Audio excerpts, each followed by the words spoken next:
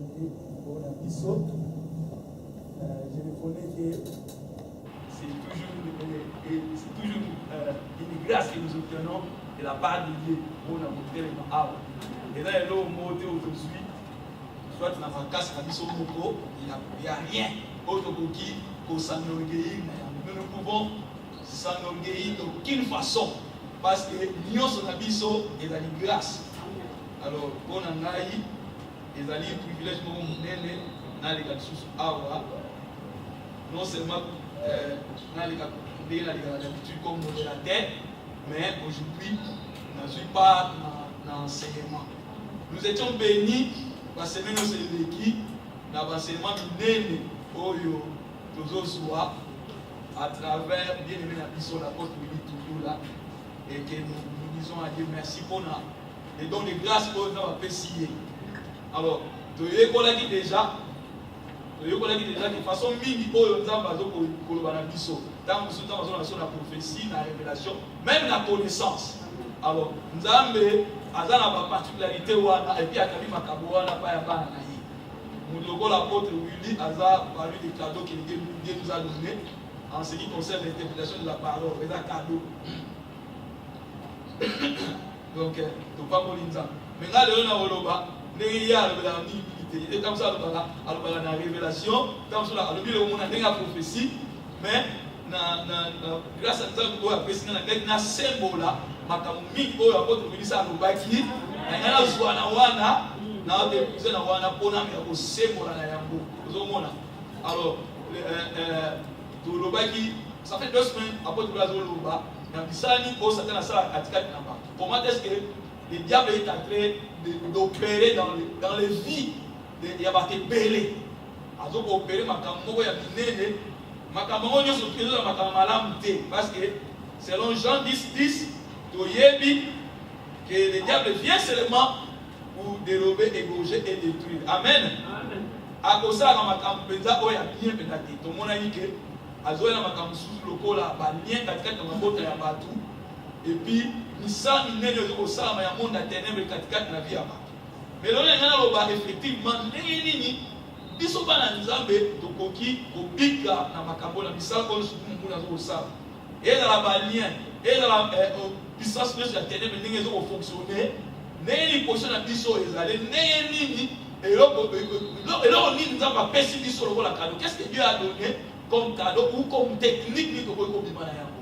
Alors tokendaki la semaine, les gars qui apôtre Bilal, il a parlé justement à un moment où le monde entier parlait de la Pâque. Il a profité qu'il n'a pas passé pour la pénale.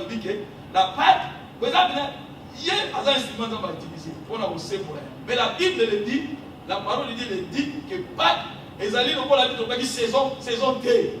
On a dit qu'ils allaient continuer la saison. On a besoin de continuer la saison. Parce que aussi longtemps que Bisso, tout le monde a dit ça, Jésus-Christ, on a Bisso. Toujours se rappeler la koufa pelissé quoi là. C'est-à-dire ton calcul on la saison mo côté na période mo côté ça continuer na bon na biso. Alors to ba ki mala on peut na biso que Pâques et le mois de cérémonie, Pâques et le mois de occasion, Pâques et comment dire les gens mutu. Alléluia. Pâques a comment mutu oyo autre ben Yesu passer mo côté na biso parce que dans la Bible balobi Christ est notre Pâques. Yesu Pâques na biso attaquer les gens immolés. Alléluia. Amen. Donc biso ba na nzambe biloko ba bengi loi to biloko bengi tradition to biloko bengi to papa be poko to bengi ba ba prophète to be ba roi nyonso be poko wana nyonso et comme ça va dire déjà katikati na Yesu Kristo. Amen. So ba nous to ba pona tina ba loi et comme ça va dire tina kata Yesu a pratiquer ki ngo yemoko. C'est-à-dire eloko ba bazali ko pratiquer la loi qui était tellement difficile. Ceux qui au Sali 80, pour qu'on na moko, on a toute la loi mokimba. Et là on va prophète parce que on va Sali la dit pour ça maintenant nous ya nzambe ya propre sac au baxa micro, so on va ça commenter, pour ça va serviteur fidèle, le bœuf, on va venir au Sali bœuf. Véritable Sali bœuf qui yemo ga Jésus Christ. Alléluia. Amen. Azaki pour nous ya solo. Kwa azali ko sembo la maloba saka bakisa yango tia mpena na ndenge penza yango amoni saka on a bombo ina ye moko uzomona. Alors na Yesu Christ asalaki na Yesu Christ asalaki Et là, il y a mingi, oh, il faut que il faut que tu aies un tiers mon pétard qui ça. Si tu tiens mon missa, tu comprends, mouillé ya puissance ya ténèbres. Et ça là, ana yango, tu vas parler là, sorcellerie, magie, tradition, coutume. Il y a surtout un ezali, il y a ténèbres, oh, Satan a travailler yango, ou a gérer yango, par malédiction, par lien, nous sommes en attendant yango. Nzambe apesi biso façon nini oyo biso bana Nzambe tokoki kobika na ye. Eloko ya liboso oyo ye apesi biso likabo ya Yesu Kristo na Yesu Kristo ye moko azali likabo oyo soki yo aussi na bomoi na yo. Quand tu as Jésus, quand tu le reçois, et comment d'ailleurs vous na so otangi na mokanda ya Jean omona si le Fils de Dieu vous a franchi, totanga mona Jean.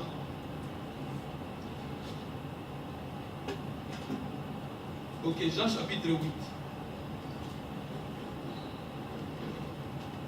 Ouais, avec verset 36.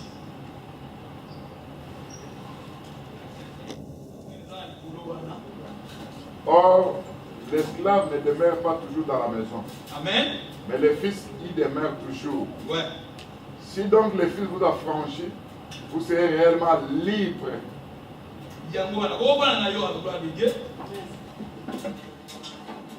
Babandeli, le verset 35, l'Écriture dit ceci: l'esclave ne demeure pas toujours dans la maison, le Fils y demeure toujours.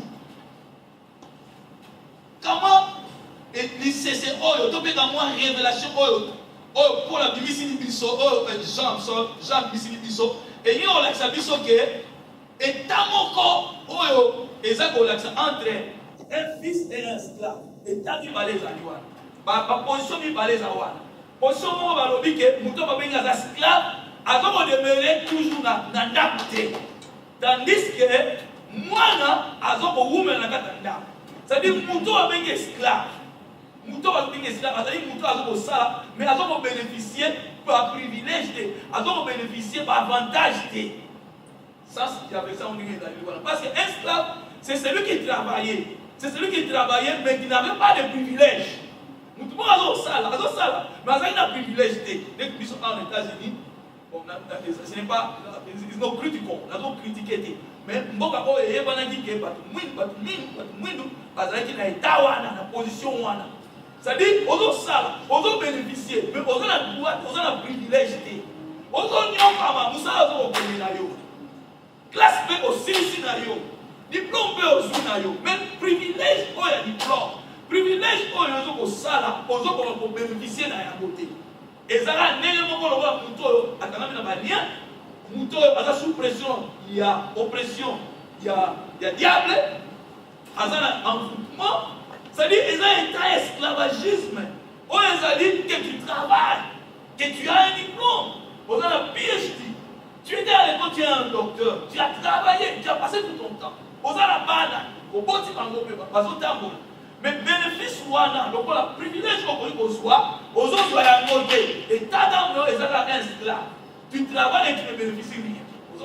Mais tandis que deuxième partie avec son lobby, mais l'enfant ou le fils demeure toujours. C'est quelqu'un de privilège. Donc il faut bien qu'il été. Moi, on a un enfant dans la maison qui est un fils de la maison, dans l'étranger. Si on dit moi, il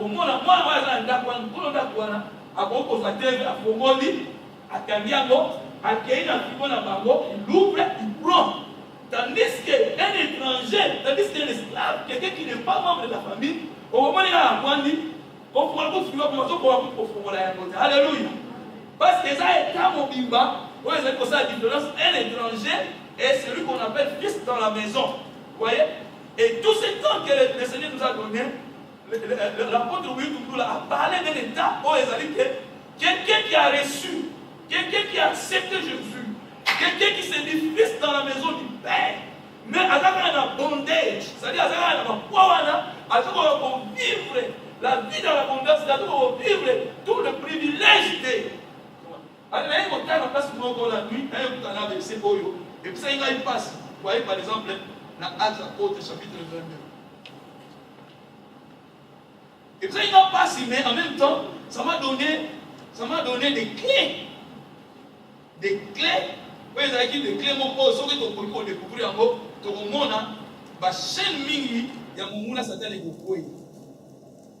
Dans le livre des Actes chapitre 22 le verset 25. On a demandé de vous télémater, mais je vais lire ça. Vous y êtes? Oui. Quand on l'attachait pour les frapper, Paul dit aux centeniers qui étaient présents, vous est-il permis de battre de verge un citoyen romain qui n'est pas même condamné? C'est-à-dire, les Camerounais ont ça la Polo, pas même va continuer la situation où on va condamner, on va souffrir, on va bétailler, c'est-à-dire l'interverser Paul. Mais, tant qu'on va dire qu'on va bétailler, pour penser à la chicote, Paul a dit, un centenier, un centenier, c'est un chef de 100 soldats. Un centenier, c'est un chef de 100 soldats. Alors, est-ce qu'ils allaient permis maintenant? Ils ont avec un citoyen romain, ils ont bétaillé sans que vous condamniez. Est-ce qu'ils allaient permettre ça à la tradition, c'était une tradition à l'époque des Romains. Ceux qui ont eu citoyenneté à Romains, ceux qui avaient vécu dans les États-Unis, sont des citoyens américains. Parce que la civilisation romaine est transcendée, et il y a plus la civilisation américaine. Presque toutes les choses que vous avez américain, les Romains en faisaient déjà. Pour ça, il y a déjà. Vous voyez, c'est transcendé. Mais ici, bien aimé de Dieu, parce que Paul va dire qu'on va forcer, qu'on menacer, qu'on bétailler. Paul a tellement bien pour toi, c'est pour qu'on a un soldat sans. Donc, on va dire capitaine comme un soldat. Yo, citoyen romain, yo, centenier, chef de un soldat. Est-ce que c'était permis au battre, au bêta? Mouton va dire que citoyen romain, est-ce que Dieu est capable de le faire sans même condamner? Tant que yo qui est là, parce que nous va réguler, bien aimé. Oh, bien aimé, tant qu'on a tant qui a on a dit qu'on revoit ce que nous avons étudié durant presque un mois. Après que nous avons parlé de la lié dans ma famille, dans des alliances. Nous avons une puissance, il y a des alliances, nous avons par hôtel, j'ai vu tout cela. Oh, est-ce que c'est vraiment celui qu'on appelle un citoyen, celui qui a ce droit qu'on appelle citoyenneté? Est-ce que c'est permis qu'on puisse le battre, qu'on puisse le mettre dans des prisons? Est-ce que c'est permis? Mais comment on a que les alliés réalité, ils ont ça là-bas dans le Penza. Oh, par exemple, parce qu'ils ont dit qu'on a un côté. Par contre, quand il y a un groupe, il y a 5 soldats ou 6 soldats. D'ailleurs, le ministère de Servo, à son bénin, on dit géolien, donc là, vous avez géolien, et ça caractère de notre personne, il y a des moments où vous voyez, on a toujours entouré. Géolien, c'est qui est responsable pour les 6 soldats de Méni, avec au Kanda, qui venait dans ma colo, pour bouger. C'est-à-dire, si vous avez un esclave, un prisonnier, vous avez déjà fait le Bénin, il y a un kilo de Bénin dans yo. C'est quoi? Et Bénin, on va dire que Bénin, les hommes permettent de longtemps pour la pénalité. Ça, c'est modèle, il y a un emprisonnement aux années. Le modèle, il y a un emprisonnement aux années. Géolien, c'est-à-dire quelqu'un qui te servait avec 6 autres. Quelqu'un de la puissance des ténèbres qui te servait avec 6 autres soldats. Donc, c'est géolien. C'est la raison pour laquelle dans l'émission, on a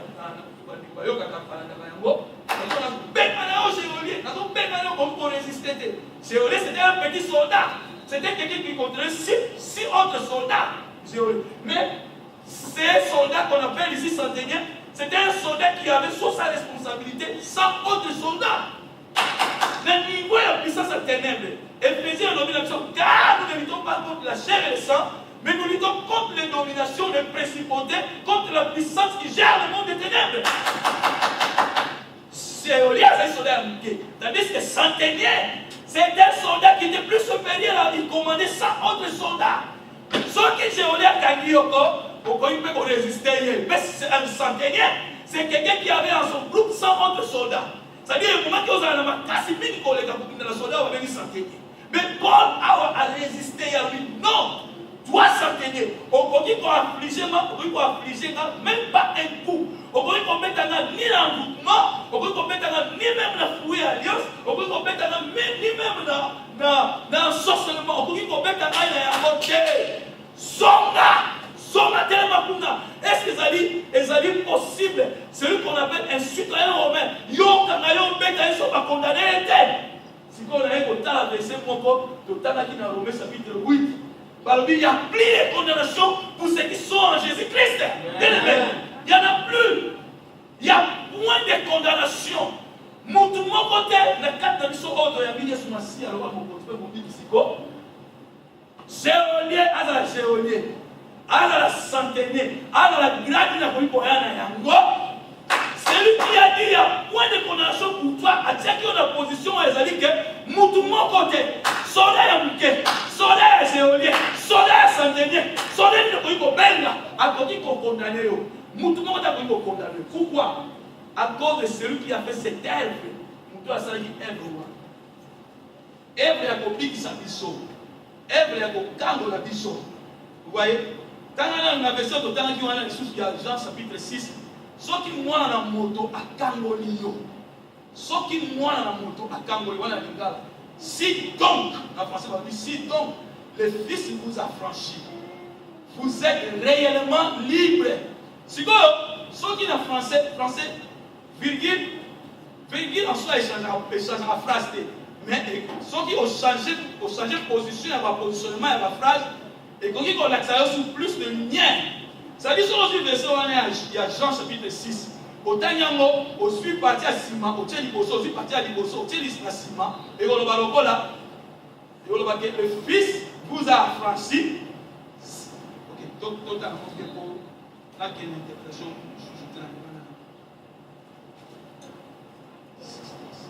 6, 35, 36. 8, 36. Ok, je suis en route. Donc, on va appuyer. Vous êtes réellement libre. Vous êtes réellement libre. Réellement libre, Wanako. Ezali spirituel. Oui, vous avez spirituel, mon ami physique. Parce que réel, ezali monde, il y a comme monde réel. Ce qui est réel, c'est ce qui est visible. Alléluia. Ce qui est touchable, c'est ce qui est réel. Vous voyez? Par la Bible, si le Fils vous a franchi, vous êtes réellement libre. C'est-à-dire, voyez mon nana. Okenega musala, mbomo na yo, promotion na yo, makamune on va promettre yo, voyez bana ko mona. Donc c'est-à-dire, vous êtes réellement libre. Si donc le Fils vous a franchi. Ce qui, conséquence, il y a cause de liberté dans bino penza et monana. Okoki ko meka na biloko mususu, okoki ko meka classe. Okomona kama mke liberté pour le français.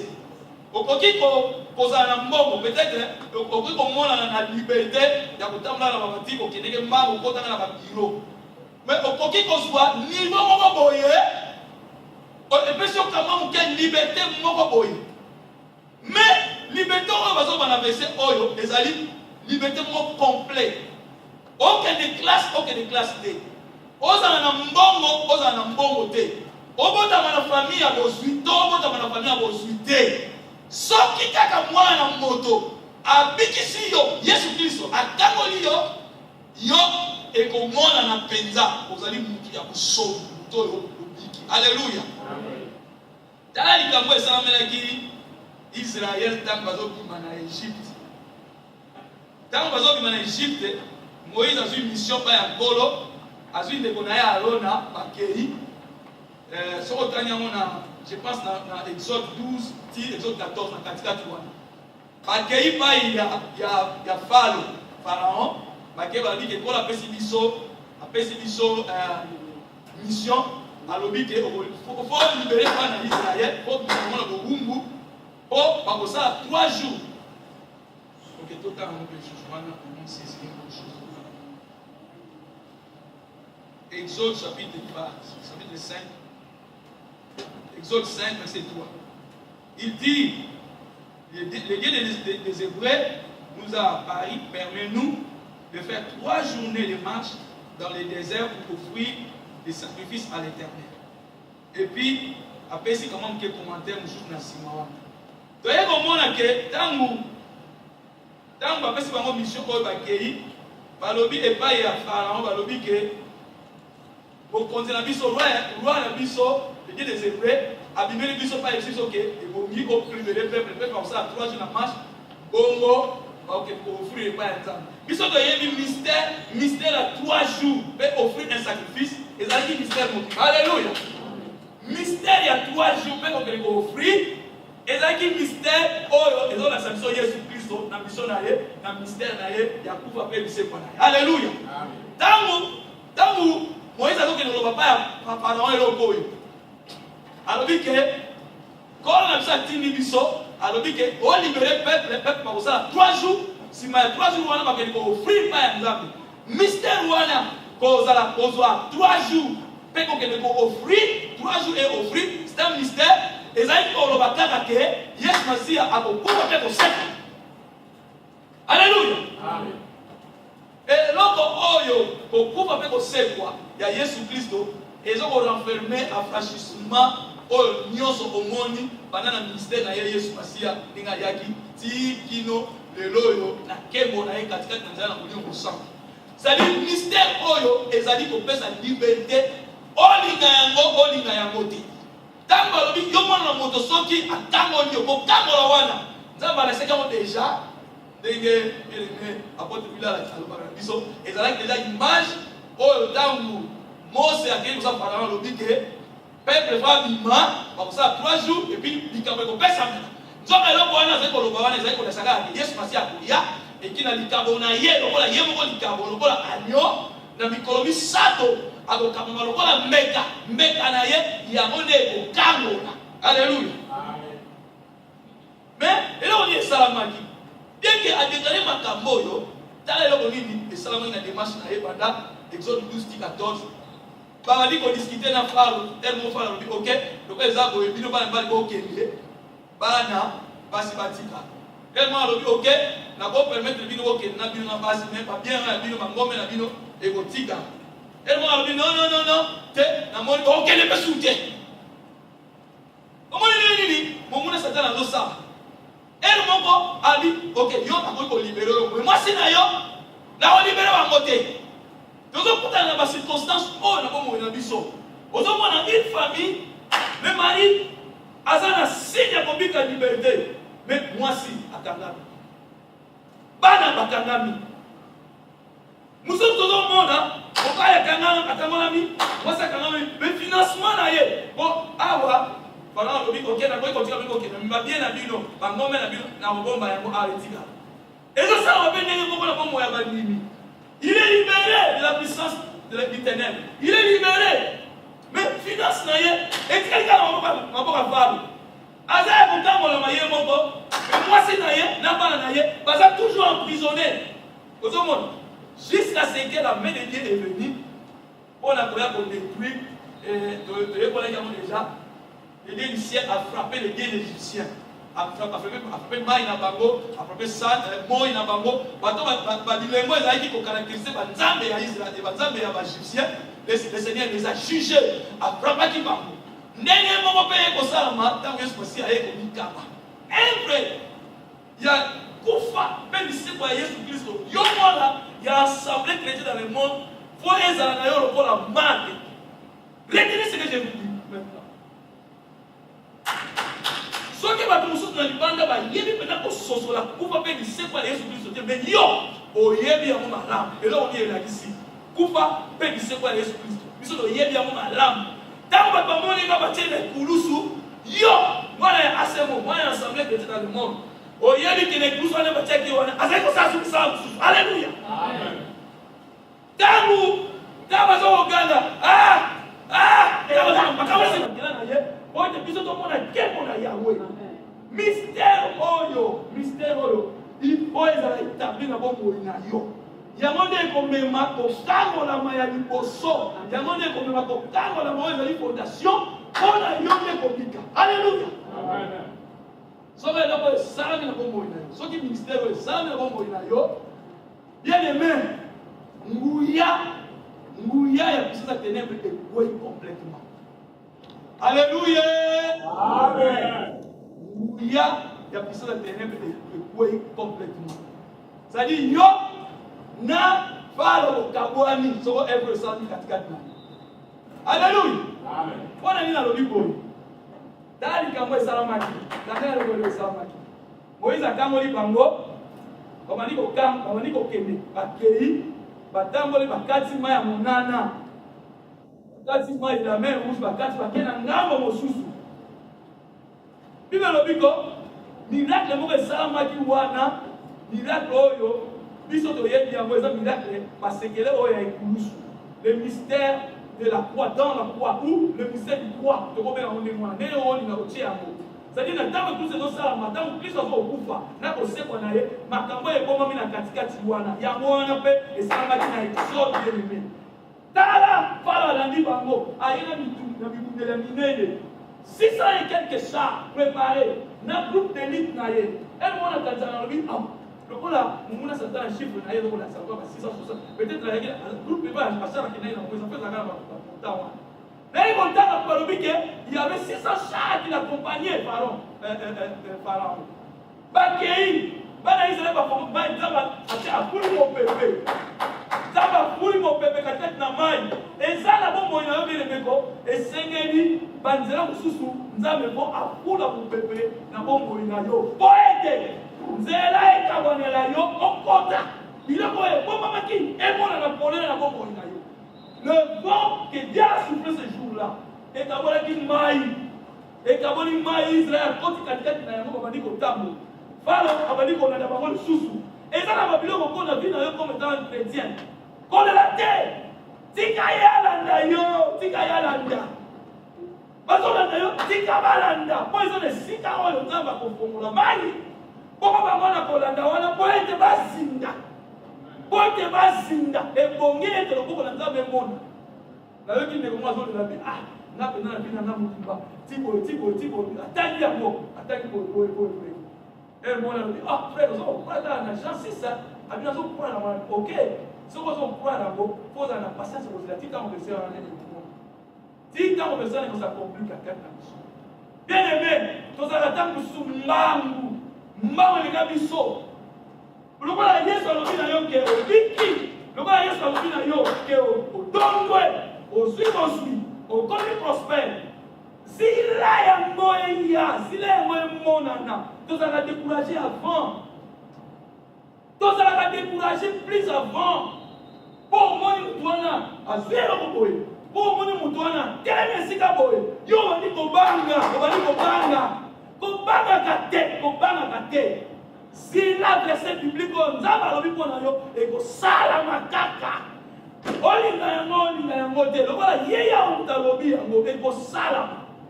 Le Seigneur a promis la délivrance d'Israël. Babani ko kembeko. Fala bani la nabango. Abani ko na tima e fongami alandi peti na kata mai. Bien aimé, papa c'est ce rôle va bien que na sina kangola penza na sina sila makamwa. Oh soko tali na sina ko. Mumuna sa tana plaza ka wana zo landa malé. Azo kindibika malé. Na yo elongo. Si d'ailleurs comme oyo tango oyo nzamba ko accomplir verset complètement. Ndenge verset on le dit. Si donc le fils vous a franchi, si donc nous ça comme la personne est na suka. Tango ya kabolaka. Parce que ce qui est là, au salut penza, libre, na suka wana penza. Vous avez si le laïti et comment quand le Fils vous a franchi, vous êtes réellement libre. Vous avez la katikatité, vous avez l'indépendance. Qu'est-ce que na suka? Par contre, il n'a pas de mal au pour moi qui bien aimé. Par contre.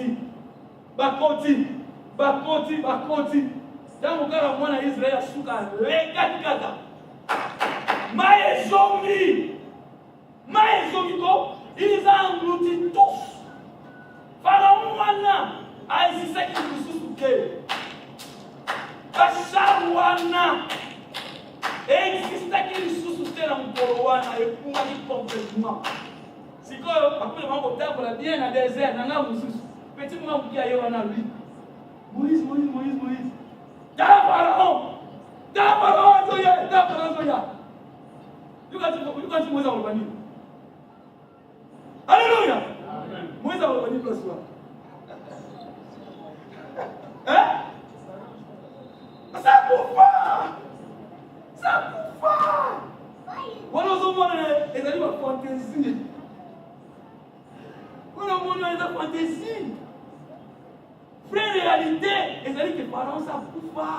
Azana makasi de kona yo. Ça c'est une vraie réalité. Réellement, ils ont des gens. Même si on va le dire, moi, il y a des gens qui peuvent gagner à ce matin.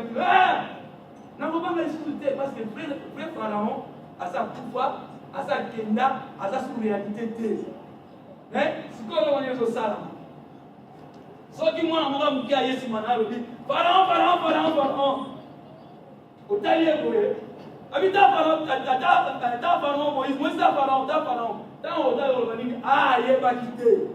ou à mon quitté, tant que makambo et salamaki. Pour ça, la réalité, mon corps, tant que mani ko kende, papimi, mani ko tamu na bango, et ça n'a pas de souci, botami, ça que va mon réalité wana. Alléluia.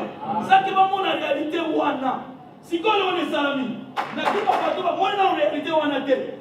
Ça dit pharaon. A quoi il peut utako. Azo mona kala bakambo yo, o bato mona ina ngambo na mususu. Azo ko continuer ko mona makambo wana. Ou aza ignorant. Ou so aza ignorant, c'est-à-dire les abstraction, muto azo sala azo makambo ezali na ngote. Exactement c'est ce qui se passe avec les chrétiens. C'est ce qui se passe véritablement avec les chrétiens. Quand quelqu'un connaît ses propres droits, alléluia. Quand quelqu'un se tient sur ses droits, même ce que nous appelons les réalités apparentes ignorantes, même si nous pouvons les appeler comme ça, et qu'on en est fait mon côté, parce que véritable action, véritable makamou, le Christ l'a fait, le Christ l'a démontré juridiquement, au point de n'importe quel tribunal, sur le Pharaon, apparemment n'a existé. Parce que Pharaon, il y a des gens qui ont été parce que là, il y a des gens qui ont existé. Parce que les gens qui ont existé. Géolé, on a existé. Parce que là, on a existé. Santéné, on a existé. Et ça, en réalité, l'ennemi en fait de propos. Parce que tout ça a une circonférence de mon côté. Tout ça a un rayon de mon côté. Tout ça a un rayon de mon côté. Parce que nous avons un rayon qui a un rayon de mon côté. Mais il y a un rayon de mon côté. Il y a un monde de mon côté. Il y a un membre et un monde de mon côté.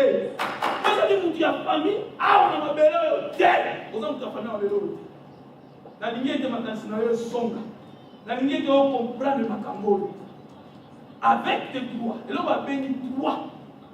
Et là, on va bénir droit. Et là, on va bénir mon dit, il faut avoir un mot du bosso, il y a alliance, du bosso, il y a puissance, il y a ténèbres, du bosso, il y a n'importe quelle manigance. Oh, ennemi, diable, ça dit que ça. Réalité, les alliés qui ont quand on a mis, moi, c'est un peu au Canada. Quand on a mis, au Canada, on a mis, va bien nous aider, au Canada, toujours. Les alliés, la réalité, apparemment, le diable vient et devient une réalité au cas où quelqu'un est ignorant de ce que Dieu a fait pour lui. Au cas où quelqu'un est véritablement ignorant de ce que Dieu du ciel a fait pour lui. Mais tout le monde a une réalité dans la mission. Quelque chose de aussi parce que juridiquement parlant, le Seigneur a fait des choses extraordinaires pour nous, il nous a donné le droit. Mais si on veut y aller dans la mission, on a fait un limite. Il y a ça, on l'a dit, mais on est toujours. Puissance, il y a vous pouvez continuer comme menacer, puissance, il y a au salaire. Dans la deux réalités, on peut ça dans le monde. Sont comme une situation. Première réalité, pour que nous nous azali, nous malobana nzambe pour administrer de l'influence pour nous. Et ça vrai. Parce que si on regarde dans la Bible, on voit place moi ça faut kende, alors que Boutouana a le droit de l'influence parce qu'azali mwana nani, azali mwana ya Israël, parce qu'azali mwana ya nation.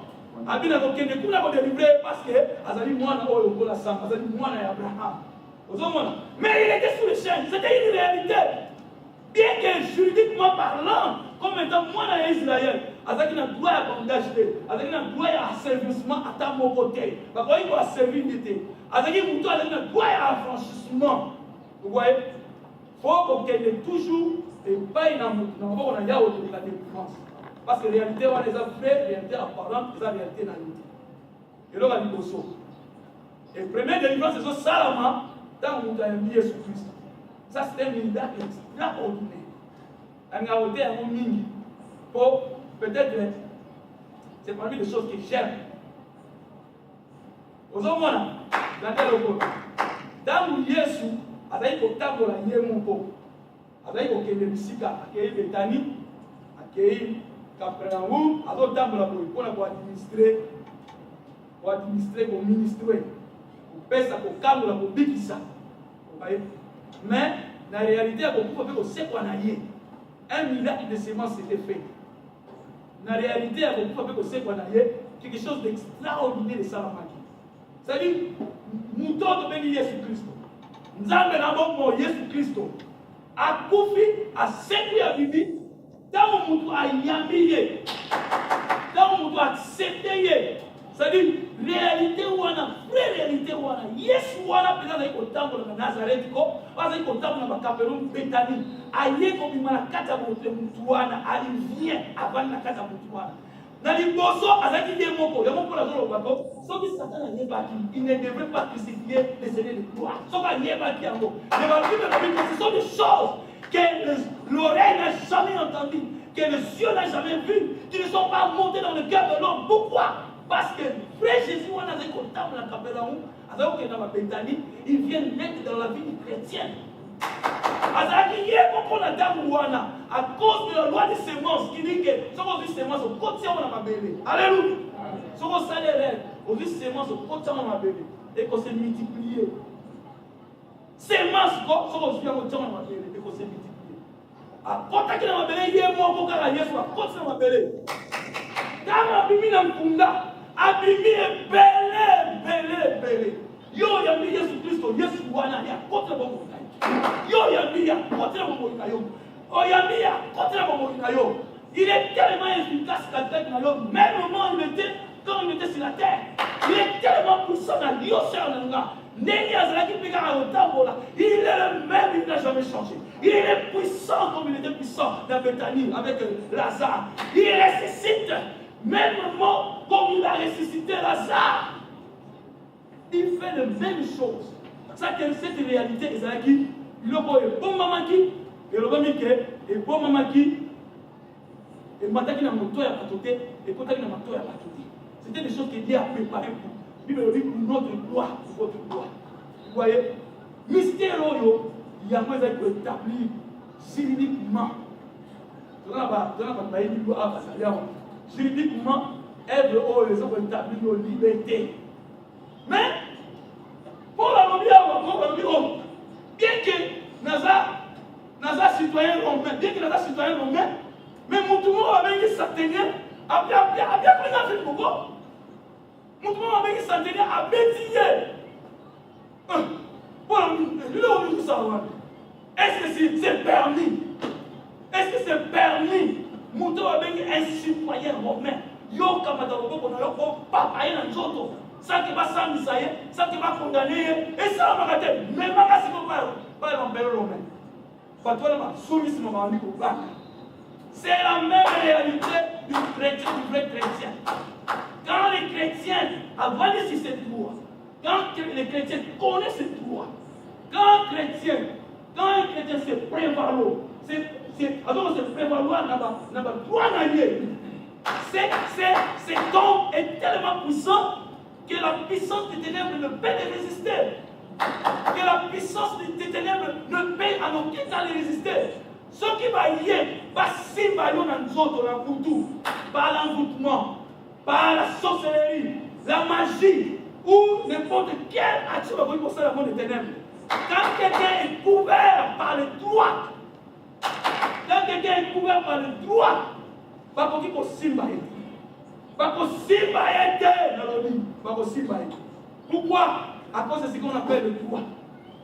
Droit, il y a un ça et ça, pour condition à les gars, bato nyonso babengi lokola bacivile to bato baza na PTAC batombola loboko batiako yango babengaka droit eza principe d'autorité ezali principe d'autorité quelqu'un qui est général moto abengi soldat moke aza caporal ntango amoni yango oleka batombola mosaki ezali justifiable même dans le monde des ténèbres ezali justifiable même dans le monde des ténèbres en plus un petit démon ya moke un grand démon soit akomi wana oyo amike bakili bakomi en service na ye ozomona bakomi directement na service na ye le droit que nous avons en Christ vous permet de vous lever devant Dieu et devant le monde otelema boye lokola mwana otelema bosango banga otelema boye ozala couvert avec respect tata gloire tobaki mikolo lekaki la rédemption na gloire rédemption ezali droit oyo ntango ozokobondela fo olobaka yango lobi ngai naza rachete loba yango ngai naza rachete loba ngai naza rachete elingi koloba ke yo valeur na yo eza ndenge moko na mbongo bapesi ndenge so nako explika moko c'est parce que je peux donner zona bato bakini classe ako nayebi so nako explika moko ok oyo ezali self-form alléluia alléluia landa na bakomi landa oyo eza self-form prix nango eza combien donnez un prix prophétique $200 il y a $200 c'est-à-dire so oza na $200 alléluia alléluia alléluia c'est vrai so oza na $200 yaya pesa na $200 sanga yache so opesi na $200 na pesi yo soit apesi na $200 na $200 na tina maboko ni azwi phone wana na valeur nango combien ona na maboko eza nini c'est-à-dire valeur oyo opesi na eloko wana yango pesa valeur na yango te soki okende na wenze olobi ke nazala kosala sombe eloko oyo eza $15 yo oza na $10 est-ce bakopesa yo yango bakopesa yo yango te parce que eza même valeur te c'est-à-dire po basomba yo le prix qu'on a donné c'était qui le sang de Jésus c'est-à-dire so ozwi sang de Jésus otie awa c'est-à-dire valeur oyo basombeli yo na yango eza valeur na yo na mathématique tolobaka les choses égales sont égales entre elles principe ya liboso na mathématique so otie signe égal biloko ezala na ngambo oyo ezaka yango moko eza na ngambo oyo alléluia batie côté kuna makila na Yesu Christo côté batie yo boza na même valeur et le sang l'apôtre Paul a dit le sang c'est la vie ça signifie que yo ozali na bomoi ya Yesu Christo bakoki kozwa yo te parce que valeur na yo eza Yesu Christo à moins que likolo ya valeur wana eloko nini osali ozwi mbongo na yo $200 opakuli yango potopoto otie yango wana bazomona ngo wana mais bazomona ngo $200 te mpona nini otie potopoto eza likolo na yango oza na valeur ya makila na Yesu Christo naza na valeur ya makila na Yesu Christo bakoki kosimba nga te bakoki kotushe nga te j'ai la même valeur. Lui, le sang de Jésus, nous sommes égaux. C'est le prix qu'il a acheté. C'est le prix qu'il a donné. Mais quand nous sommes nous avons la valeur de moi, c'est pour la nini. Poto, valeur de moi, et comme on a or, et comme on a diamant, mais ce qu'on tient au poto. Et ça, c'est un dernier mot côté. Il ne faut pas se soucier des sous. Alors, le Dieu du ciel, à part, il ça doit avoir une rédemption. Oye ngola saki oza na valeur moko na Yesu yango wana mpe ezosala kaso na kotika yo te parce que oza valeur makasi yango wana mpe ezosala ke azokobomba yo parce que moto aza na voiture babengi Ferrari to bato babengi Rolls okomona yango te moto atia yango na balabala quelqu'un ne le pourra jamais atika yango na balabala à cause du prix qui est tellement élevé il les garde eza kuta bato mosusu na Afrique tozomona voiture kaka moko Mercedes Mercedes, ils ont moins de $20 pour la Mercedes sur la bourse. Ah, nous avons tiré Mercedes parce qu'il y a ce qu'on appelle la sécurité commune. Aux Amakasi. Mais en Afrique, on va tirer Mercedes dans le moteur. On va bomber quelque part. Je suis sur les armes, il y a moi et papa. Alléluia. Il y a moi et papa. Il y a moi et papa. Alléluia. Valeur dans les armes à Jésus-Christ. Que personne ne te trompe. Qu'on ne puisse pas te donner une autre valeur. Moins encore, tu n'acceptes pas un peu de valeur. Alléluia. Moins encore, n'acceptez pas de marchander. Ne marchandez pas votre valeur. Les gens n'ont pas sous le mot somme. Et là, vous avez $15 parce que vous avez voté quand vous avez au moins vous avez qui s'il vous plaît. Quand vous avez voté ça, non, maman n'a pas besoin de moi, je vais vous dire tout là. Vous voté qui n'a pas besoin de mais tellement voté qui était, au lit, au lieu de se faire la terre qui est en dessous. La terre qui est en dessous n'a pris à bien. Je vous dis que les mes affaires ont un bon prix, n'a gagné quand même un bénéfice. Mais le les tika qu'est-ce que je fais? La terre n'a pas tout là. La terre on va à n'importe quel prix. Combien n'a pas tout la terre? Tu as le prix que le Seigneur t'a donné, c'est le prix du sang de Jésus-Christ. Il t'a garanti à vous sécuriser à cause du prix. Il t'a garanti à vos bunda. Parce que ça lui a coûté son fils. Ça lui a coûté son fils Jésus. Pour la yo, à vos bunda. Ça lui a coûté. Il voudrait t'avoir. Parce que c'est tellement cher. Valeur nous tellement cher. Même ceux qui peuvent te dire au bunda yo pour moi on a valeur. Qu'est-ce que Dieu fait? Il te donne le pardon. Il te donne la rémission des péchés, le pardon. Après, si on joue privilège, on l'oba, on symbole. Pour que ça n'aille yo. Si on t'a dit, c'est l'enfant prodige. L'enfant prodige, quoi? Avant tout, l'enfant prodige, avant véritable tradition à texte de que son père. Azaï kokende toujours kwa ngomba kota mponi mwana ye akomisongela avant même kutu mwana ngo azo makansike na kosonga na ngai. Regardez comment est-ce que Dieu dans sa miséricorde et sa bonté il voudrait t'avoir chaque jour. Alinite okende na libanda alinite dans la saleté alinite kokakaye na maboko na ye il voudrait t'avoir il voudrait te presser entre tes mains. Mais na mukolo oyo ya Paulo les ala qui étaient droit de bénir rédemption. Parce que dans la rédemption, c'est droit. Il faut le voir. Nazali redeem. Nazali racheter. Nazali racheter. Natongo poko. Nazali racheter. Et là, on va dire Nazali racheter. Nazali racheter. Nazali racheter. Quand la réalité est comment et comment effectif dans mon mission. Mais awa, dans mon canal, il y a Actes apôtres 22. Tout le monde dit que Paul a tellement mis droit au sous-sous. A terminé la gloire avec citizenship. Alléluia. Amen. Paul, dans Actes 22, il n'utilise pas la rédemption comme droit. Il utilise un autre droit qu'on appelle citoyenneté. Citoyenneté, c'est le droit oyo. Landa. Citoyenneté, c'est le droit oyo. Mutazaï na yango. Voilà, le dit que nazali mutu ya mabele moko songolo. Alors, ceux qui ont un droit wana pour bénéficier de ma richesse, ma privilège, de ma richesse, de mon kawana. Bien aimé, Nathan wana ya Paul, ce qu'on dit que Nazali na citoyenneté ya romain, ce qu'on dit que Nazali citoyen romain.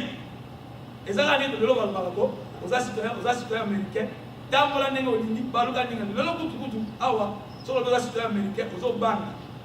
N'a à Paris. Quand je suis arrivé, mes frères, Kolinga pour débattre aux Américains.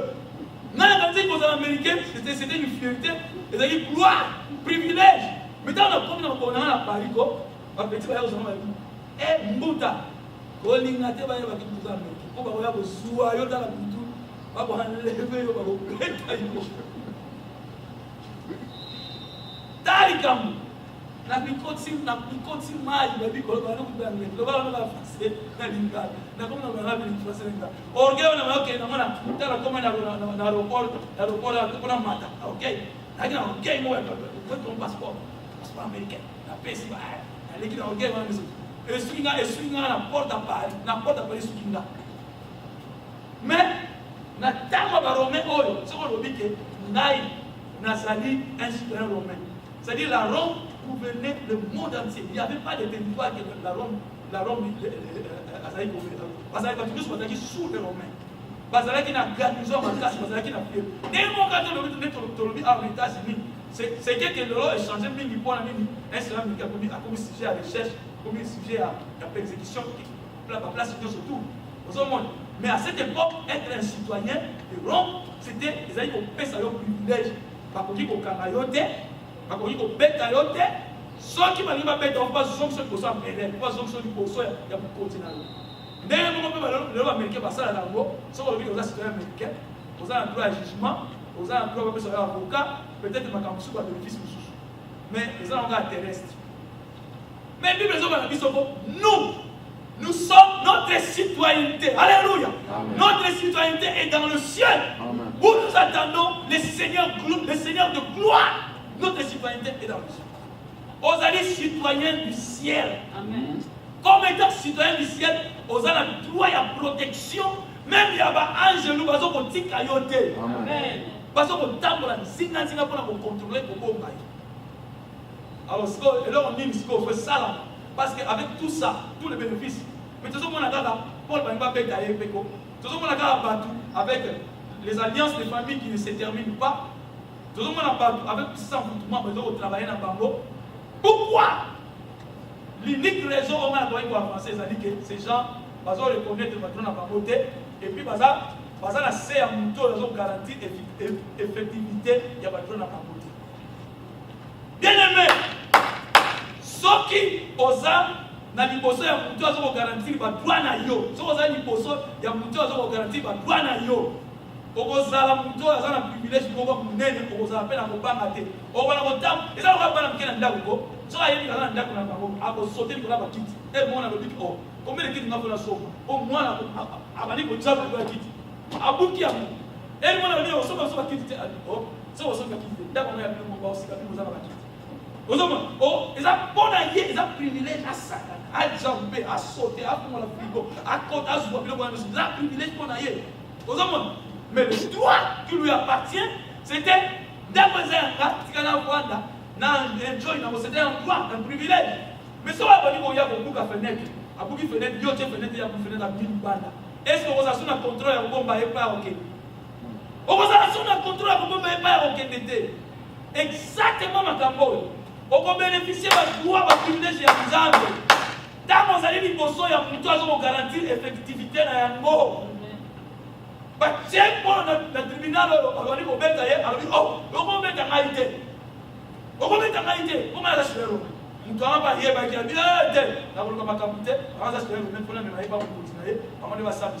mais si vous avez dit, vas-y, Paul va dire un tribunal barbare, il y a des Éthiopiens, des Égyptiens. Je dis, attends, je dis,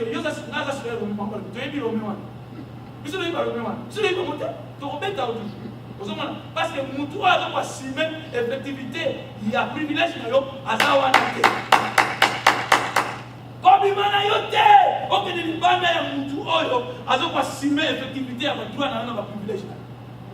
Dans un citoyen romain, je suis le citoyen céleste. Dans mon orgueil, j'ai la cortège du ciel. Dans la cortège à ange, dans la gloire, dans la puissance, dans le nom de Jésus. Et pour ça, on va faire. Si on a dit que c'est un moutou, on va assumer l'effectivité.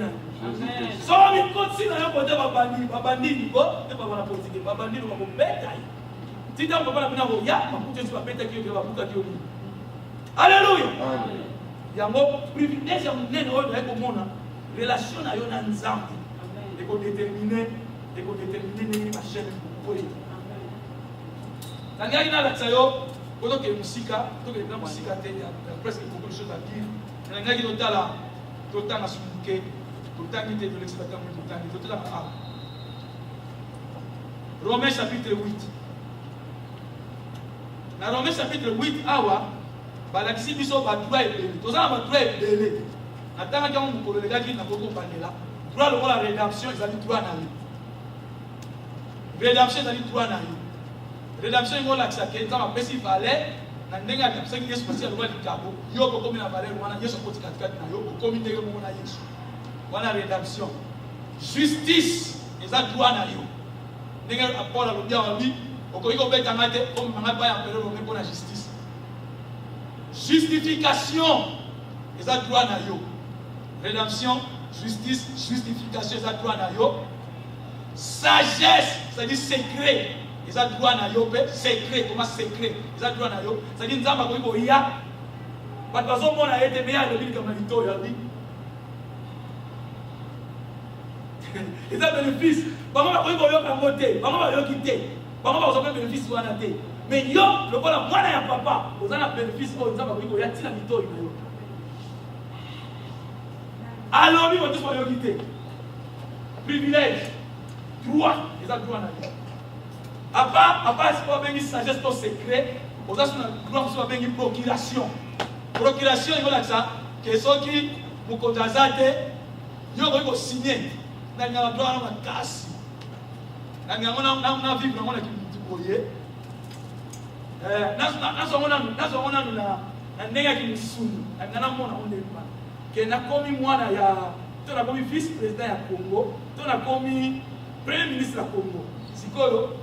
alors, si vous avez pour un mois, vous avez accueilli quelque part pour 2 mois, 3 mois. Si vous avez dit que vous avez signé, vous avez signé au papier. Vous avez signé chèque, il y a 4 millions, il y a un bon de il y a un bon de chez Camille. Et que nous avons la compte, il y a pas de temps. Vous voyez, et sa procuration, c'est-à-dire, on a engagé signature. Ya mtu wana zake ndio angajango ndenge moko mtazo maladi watu mtazo maladi kwa tele mwana eza ili tino mse melata no kile mwana docteur osale ni tuana yote lokola ozana procuration signer yango kobanga te soko abiki na yete eza yote mna problème o signer na kombo na ye amen signer yango azota pour la bien te Nom de Jésus-Christ. Soyez penza. La télévision là comme on a expliqué là. Amen. Comment on a noté? Amen. Et ça doit na yo procuration. Si on est ça maman. Soki au moins ko comme devant ton malade. Makati comme bena mutu. Oh, maman moko bazali na tete moko boye. Ko bana meta masolo maman moko bazali na tete moko boye. Alors là, makambo eza réalité au Yesu lobi oh. Situation aussi salama. Et salama qui est pas à Lazaro. Autour on ça combien de jours? Oh, les a 2 jours à poursuivre à tenir encore. Oh, il y a la zone qui a 4 jours. Oh, les petits on a talé. Ah, yo, pas comme yo, va tu vas talé. Oh, tu vas talé. Procuration ça. Na procuration. Na o signer chez toi, na o signer yango. Wache wana nako. Na yebi docteur mona mola, ça c'est témoignage des cas. Parce que ba yebi. C'est un bien-aimé que nous aimons. L'autre souvenir qu'il y a des témoignages là. Alors, il y a un accès. Tant qu'on a un mouvement, comme ma casse, il y a ah, il y a un côté de mouvement. Dimension, c'est-à-dire que bateau est à adoration, par contre, même ça, ça touche à la bateau. Au début, maman m'a confié la maman à Bango. Au début, elle m'a dit, naïf, maman va au Kundaïté. Maman va au Kundaïté. Aïe, votre ami, bon, maman n'a pas dit, you, le maman, comment on peut gagner? Oh, aïe, maintenant, on a vu la manière dont on a comment Jésus va au Kundaïté. Comment Abanika va au Bongo. Abanika va au Bongo. Parce que on va voir avec le bon mako. Je m'en pas comment t'as quitté. On m'a besoin pour répéter. Mais à continuer à insister. À insister. À tel que moment on va me rappeler. Abi oh. So on a sonné Simba. On va sonner. Abi faut la pousser à permettre de dans ça so. A dia bila ko mama toy na ye. Ba ko kunda yote. Tanga lo bika na tia mama. Mama wana muki. Procuration. Mama wana muki. Mais président là qui est abandé le bana comment est-ce que on va kunda yote. Atali ba ko so seka. Amani mama zo la mate. Président ba diko yela. Elle m'a habité. Alors qu'il y a un moment où il y a sécurité, les privilèges. On a dit pour ça, on a la zone chaotique. Qui n'a pas de temps, à quel moment on a temps, il y a un peu de comment on a expliqué. Les lois, tout le monde a bien aimé. Tout le monde a battu. Wapi polo ya tabita. Comme ça, on a là, ma casse. mwasi na loi na lela makasi mokolo bakena okunda na ndeko Gaël avec papa Moloto na lela yawo wapi nzambe ya Polo wapi nzambe ya Pierre wapi mais ba Pierre tango na biso baza souté ba Paul tango na biso baza souté faut révolutionner ba Pierre tango na biso yo ba Pierre tango na biso baza souté mais ba Pierre ba Paul tango na biso za yo sekina exactement ba Pierre ba Paul tango na biso ezali yo ba Thomas révolutionner okotika kombo révolutionner bina yo façon na yo ya kozwa nzambe na yo la dimension fraction en mathématiques la fraction et dépendant na dénominateur dépendant na nini na numérateur mathématiques ça dit qu'on retient surtout pas 5 na 7 au 5 valeur de colo ya fraction et ça la valeur au tient ko na bo so on tient 5 on ça illuminé et ça 1 mais si on tient 2 ou 3 il 5 valeur na diminuer les autres diminuer kaka la base c'est Jésus-Christ. Amen. Il est tellement puissant en nous. Il est le même. Il est continué à opérer les mêmes choses. Il a opéré. Il n'a jamais changé. Tu es le même. Alléluia. Tu es le même. Alléluia. Maintenant, l'efficacité. Il y a fraction dans Jésus. C'est la valeur que tu mets comme numérateur au-dessus du dénominateur qui est Jésus. Vous avez rédemption. Oh, ils ont dit que avec une citoyenneté. Voilà le tribunal, la citoyenneté. Même si vous avez un tribunal, même si vous avez un tribunal, vous avez un mouvement. Et bien, tellement, le bataille, on peut dire un citoyen céleste était en mouvement. Même si le tribunal n'a pas de même si Yesu Massi a sa juge.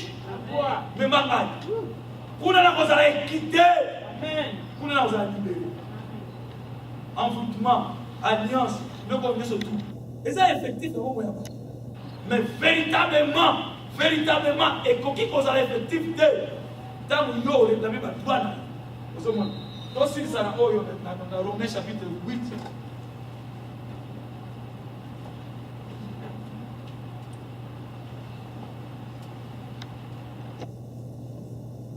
Sauter là. Total en mouvement dans verset 31. Que dirons-nous donc à l'égard de ces choses? Si Dieu est pour nous, qui sera contre nous? Dans le privilège. Malobi, si Dieu est pour vous, si on a bazalina yo, azapona yo, nani akozala contre yo? Nzambe azala pona yo, et ça privilège. Ça passe la bonne. À ça, comme on a dit à Jésus-Christ. Dans le verset 32. Lui qui n'a point épargné son propre fils, mais l'a livré pour nous tous. Comment ne nous donnera-t-il pas aussi toutes choses avec lui? Bien-aimé, ce qui est, à bomba qui Jésus-Christ, à pesa qui dit Jésus-Christ. Yon dimi, délivrance na yo, à pesa ya moté. Yon dimi, à kamamoté, ma bonne délivrance na yo. Oh, ben, la colle, dame nyonso. Yon ni miango. Soki a bomba qui est sous terre. Vous avez awa sens ya verset aussi n'a pas épargné. Jésus l'a donné. Et ça a le sens, il y a droit à la justification. Justification, ils appellent droit de chose. Dans le moment où peut-être pour se dire. Justification, c'est droit. Justification, c'est libre. Justification, c'est libre. Moi, je vais accueillir l'État dans la classe de l'accueillir. Je vais au commis dans le journal de classe, mon enfant était absent en date telle, au titre de l'école. Dans l'école, pour accepter l'absence à cause de la lettre Wana. Lettre Wana, ils ont justification. Ils ont papier de justification. La mort de Jésus-Christ et sa résurrection nous justifie de toute calomnie, asservissement. Oh, il faut qu'il y ait la yo. Satan a dit qu'il y a des gens qui y a. Ça va vous dire qu'il Jésus Christ au état de Sika. Batana Mabumba, Frère Asuka, n'a pas ça qui Jésus Christ à Sika. Ça, ils ont transcendé, yo okufa pour vivre 4 na Yesu. Alléluia. Parce qu'on a expliqué à yo okufa, voilà que à l'égard de la chair, nous sommes morts. Ça dit, ok, si on a une maladie, attaqué na yo à $100. Si vous avez aussi $100, non, vous pas. Pesa $100. Pesa $100. Et vous allez ça les fêter. Comme vous avez la bonne idée à l'égard de la vie. Azana na bonne idée. Azana kufa. À l'égard de notre vie, nous allons nous toucher. Clément n'a pas de temps. Nazara kufa. Pour être dans le combo et vous réclamer. Dans le moyen, Nazara na kufa. Nazara bouger. Koyiba. Dans Nazara réclamer là. Nazara kufa. Nazara bouger na maté. L'olendo, parce qu'on dit Clément l'olendo. Dans le regard de l'olendo, Nazara kufa. Nazara bouger. Nazara bouger kaka. En Christ et Jésus, celui qui me donne la vie. C'est-à-dire, notre vie selon la chair, faut un pouvoir. Vivez selon l'esprit. Amen. Vivez à l'égard de la chair, soyez morts.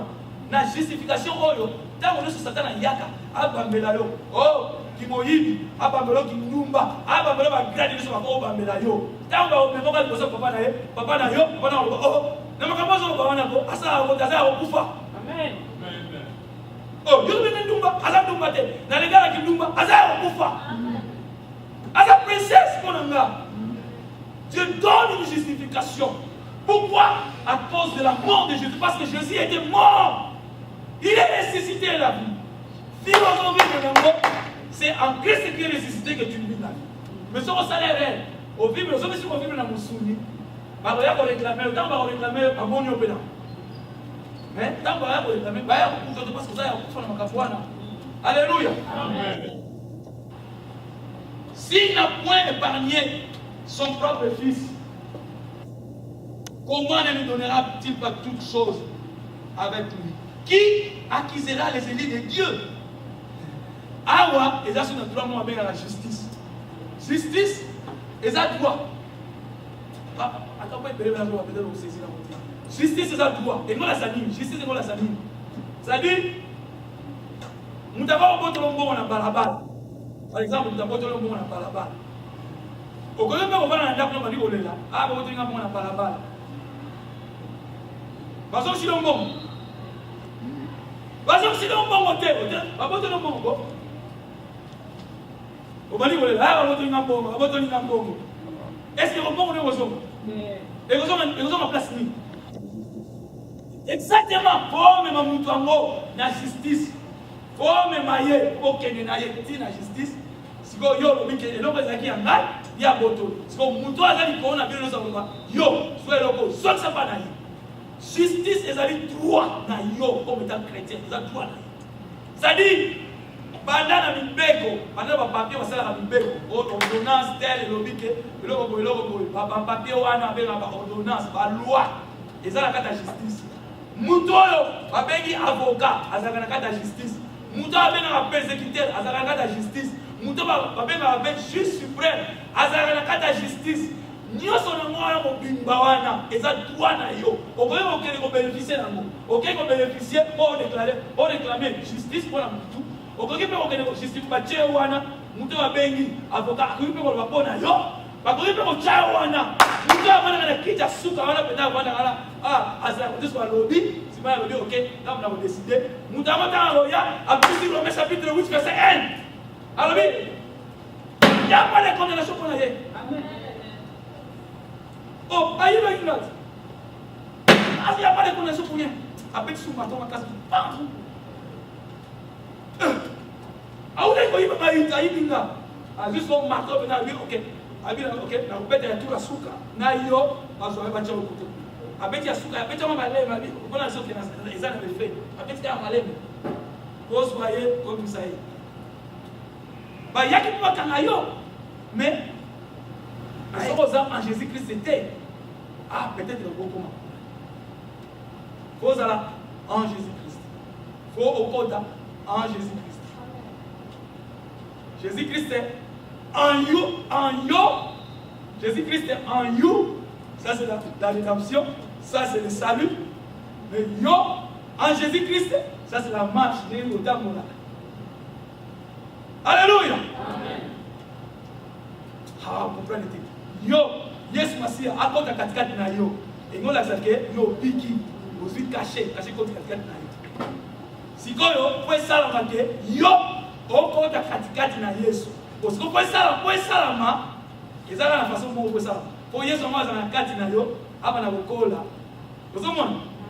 Pourtant, la côte katikati na yo, c'est ce qu'on va dire bokola. Abani bokola. Akomi na taille mo na yo. Akomi na sima ya misu na yo. Yozo tala boye. Papa mona kama misu ya libanda. Mais yozo mona katikati ya mtu. Bien mtu yo. Ile ngo bozo menacer. Baba zo mona te. Yo lo boko mo na sima lo boko Yesu za kati na yo. E kola pende bimba. O simbi kama mtu boye. Mama mo lo simbi na liboko afantisi. Mais donc le boko ya kati de lo sima. Kimia, comment on Yesu? Vous comprenez? Force ya ténèbres et qui va le boko libanda te. Force ya ténèbres et qui va maloba na yo te. Mayele na yo te. Et qui va kama maloba ya kati. Amen.